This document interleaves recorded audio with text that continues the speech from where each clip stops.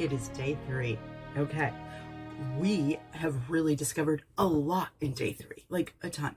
Okay, there's a lot of interesting words. That's the first thing. We're introduced almost officially to Niko. Like, we've got some clues on who he is, what he does, and all of that. We've discovered there's confirmed 3 mysteries here. Now, I'm wondering which one's the red herring, which one is the foreshadowing, and which one is the actual mystery. We have to figure that out. Or do they all intertwine at some point, leading to one? I don't know yet, obviously. So let's get into it. My first thing that I'm thinking about here, why are we talking about her favorite book and this scientist so deeply? Like the scientist, Josephine Spangles. I'm not really good at names.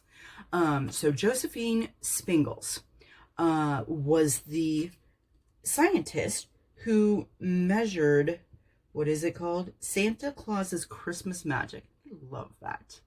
She quantified it with science. How cute.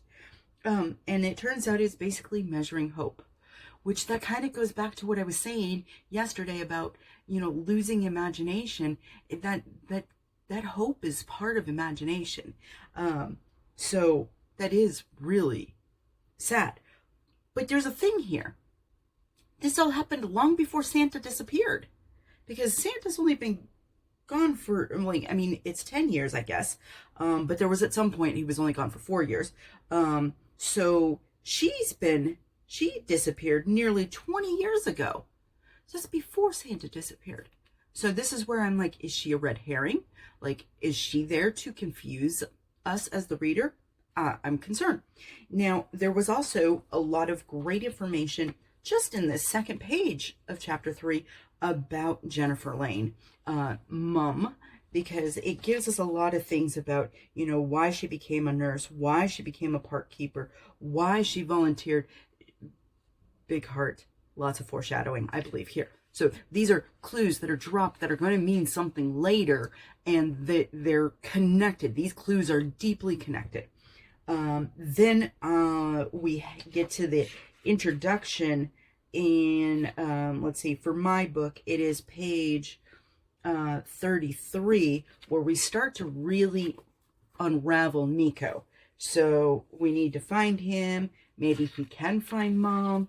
Then we go on that, he's the angel of Cedar Park. Somehow he knows what people need and he gets it. Are we getting clues that he's really magical, really special? We also get a little more description of Juniper here. Now we know she has brown eyes. We didn't know that yet. It was assumed, but it wasn't confirmed. So that was interesting. So my 3 mysteries. Where is Mom? And that goes into this really, really peculiar part of, I'm having a big bag of crisps that will take me ages to finish. Just stay put and don't contact anybody. With love, from your mother. First, a big bag of crisps. And the vibe I've gotten in the first 2 chapters, that doesn't sound like her. Like, that doesn't sound like something she would do. And then that whole don't contact anybody. That was weird. And then your mother, so clearly this wasn't from her, but also it's not even like the person tried. So whoever typed this text message didn't know Jennifer Lane. So that has me intrigued. Now, I do believe that's the main mystery of the story, is the finding of Jennifer Lane. But we have the where did Santa go? Why did he disappear? We kind of know from the prologue why he disappeared, but truly, why did he disappear? And now we have the question of Josephine. So we have 3 mysteries we need to unravel. And then we've got some interesting vocabulary. So I thought jibe was an interesting choice of words there, which is like to tease or taunt. So we're making fun of people by saying that they're like Josephine. Conceivably, chortled. I love chortled. That's like a Mary Poppins word too, the chortled. If you know, you know. You've watched the old movie. Constable, that used to theory was that constable cop was meaning constable on patrol. But the internet says that that's a lie. I don't know. That requires a little bit more deep dive and finding some real physical old dictionaries to prove whether or not that's true, because the internet lies, so we can't trust that. Let's see. Oh, ludicrous, of course I love that one. Latrine, I mean, it's a very polite way to say bathroom or toilet. Anxious, umpteenth, so like it's many times, umpteenth times. It's just like continuous. Meager, small. These are all really good words, really interesting choices. So I was really surprised by all of those, because again, they mean something. They were chosen specifically, especially the chortled, because that's a specific kind of laughing. Unconceivable. It's that really way of thinking. It's conceivable. It's more than possible. It's more than possible. So, let's see. Then I have thoughts. Lots of thoughts. I've got oranges here. So we have the message board called Park Life. Loving that. I think that's going to be an interesting tool. And maybe we should make a message board called Park Life inside the advent calendar. No, maybe it's in the gallery. We should put that in the gallery. And then this quote from the police station really was disturbing, because again, these facts are somewhat actual reality based. It says most crimes are solved within 24 hours or they're not solved at all. Now, it's not 100% true, but it makes you think.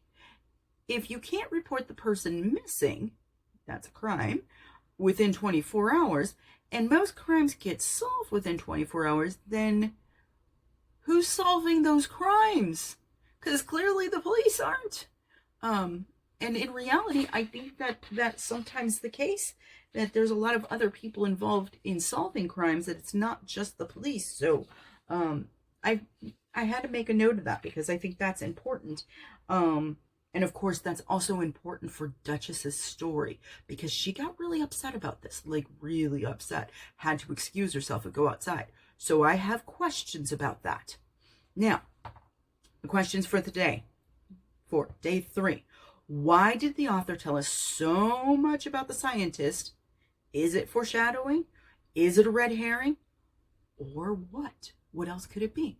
And then my second question is, why do you think Duchess got so upset that she had to leave the police station and let poor Juniper fill this out all by herself? I mean, she's a little kid, and she's got to fill out this missing parent report. And her other parent is dead. And why didn't they ask anything? Like, where's your dad? They didn't ask. Do they know? Is this area so small that they already know something about Juniper and that they didn't bother to ask? These are things I'm curious about. Maybe the author left this out. Maybe it'll be revealed in the story later. I don't know. So the 2 questions, again, are, why did the author tell us so much about the scientist Josephine Spangles? And why did the Duchess need to excuse herself? Because she got upset with the police not doing what she felt was the right thing. Okay, put those answers in the comments below. And I will be adding some things about using the encyclopedia and the dictionary, so you can look up these words too, and look up stuff in the encyclopedia, because that one is more about things, and of course the dictionary is more about words. I will see you tomorrow.